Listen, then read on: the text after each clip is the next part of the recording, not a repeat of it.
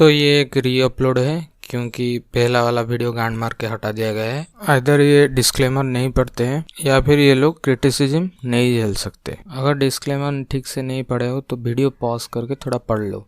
चाहे इन लोगों का सीरीज कितना भी टट्टी हो, आप उन सीरीज को अच्छा ही बोलोगे।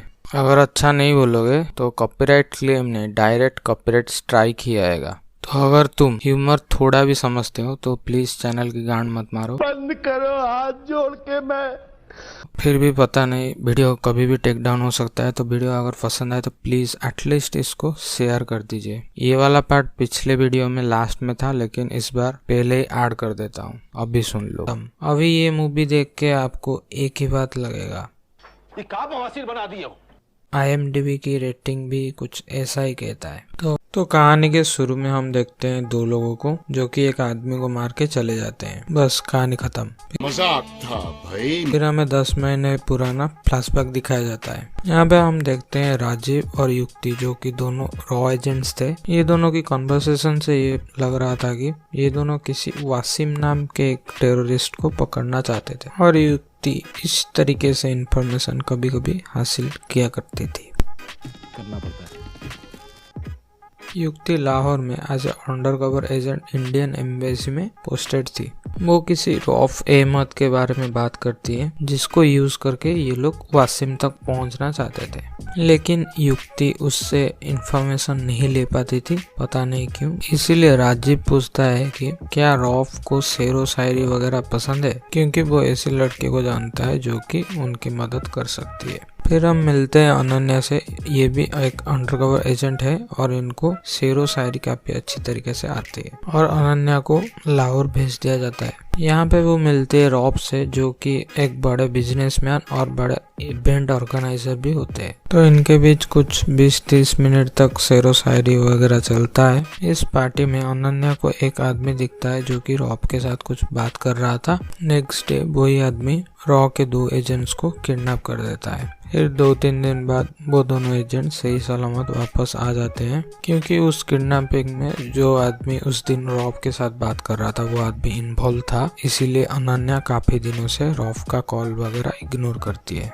यहाँ पे राजीव और युक्ति का प्लान चौपट हो रहा था, क्योंकि वो तो अनन्या को लाए थे रॉब के लिए, रॉब से इंफॉर्मेशन निकलवाने के लिए। अभी फिलहाल के लिए अनन्या तो रॉब से नहीं मिल रही है। दरअसल अनन्या को जेम्स स्पेंसर नाम के एक पोएट बहुत पसंद था, इसलिए युक्ति अनन्या को बोलती है कि रॉफ ही वो जेम्स स्पेंसर है और वो इजीली मान भी जाती है। फिर ये दोनों फिर से मिलते हैं और 20-30 मिनट फिर से शेरो शायरी वगैरह चलता है। अभी रॉफ अनन्या को अपने पास्ट के बारे में कुछ बोलता है। वो कहता है कि कैसे उसके माँ बाप एक ब्लास्ट में मारे गए और तब से वो एक विजिलेंटी बन गया है, और वो उसका सीक्रेट हाइड आउट अनन्या को दिखाता है और बोलता है कि और तब से वो टेररिस्ट को मारता आ रहा है। ये बात अनन्या मान जाती है। कुछ भी अभी इतना सब हो गया तो ये भी हो जाता है। फिर रॉफ अनन्या को एक आदमी का फोटो दिखा के बोलता है कि ये 2-3 दिन में इंडिया में ब्लास्ट करने वाला है, और तो और उसका करंट लोकेशन भी बता देता है। कैसा जादूगर है? क्योंकि वो आई डोंट नो बैटमैन है शायद। सबका आधार लिंक है उसके पास। ये बात फिर से अनन्या मान जाती है। वो ये बात युक्ति को बताती है और फिर वो टेररिस्ट पकड़ा जाता है। कुछ दिन बाद युक्ति का बर्थडे था और उसके पार्टी में रॉब भी आया था। वो अनन्या को बोलता है कि रॉ के कुछ एजेंट्स मिलके बलूचिस्तान में एक हमला करने वाले हैं और इस मिशन को युक्ति लीड कर रही है। ये बात भी अनन्या मान जाती है। इतना गलत कैसे हो सकता है भाई?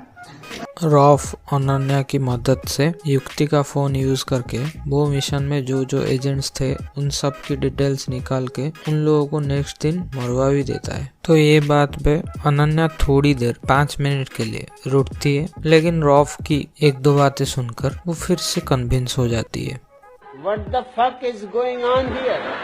फिर रॉफ अनन्या को बोलता है कि रॉ फिर से पाकिस्तान के किसी जगह में बॉम्ब ब्लास्ट करने वाला है, इसीलिए अनन्या को ब्यूरो से कुछ इम्पोर्टेंट इन्फॉर्मेशन लाना होगा और वो ऐसा करती भी है। इसको रॉ में कौन भर्ती किया रे? बिना जानकारी का किसी को भी नौकरी पर रखेगा?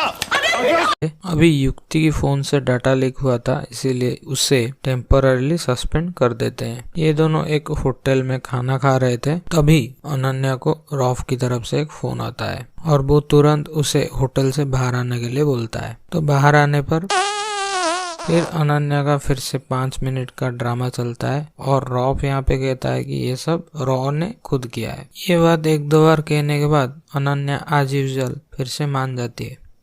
मतलब कुछ भी। ये कहानी 3 महीने बाद का दिखाती है और हमको यहाँ पे पता चलता है कि युक्ति अभी जिंदा है, वो उस होटल ब्लास्ट पे मरी नहीं और उसे पहले से ही अनन्या पे शक हो गया था। यहाँ पे वो लोग रॉफ का असली चेहरा अनन्या के सामने लाते हैं और अभी सबसे घटिया ट्विस्ट आने वाला है। रॉफ ही वो पहले सीन में दिखाया गया बड़ा टेररिस्ट वासिम है। ओके, लेट्स जस्ट प्रिटेंड कि हम ये बात गेस नहीं कर पाए थे। अभी अनन्या को और एक चांस दिया जाता है, वो और एक एजेंट मिलकर रॉफ को मार देते हैं और फाइनली कहानी खत्म। आपको एक्सप्लेनेशन जरा भी पसंद आया तो प्लीज लाइक कर दीजिए और चैनल को सब्सक्राइब कर दीजिएगा। मिलते हैं नेक्स्ट वीडियो में। Thanks for watching.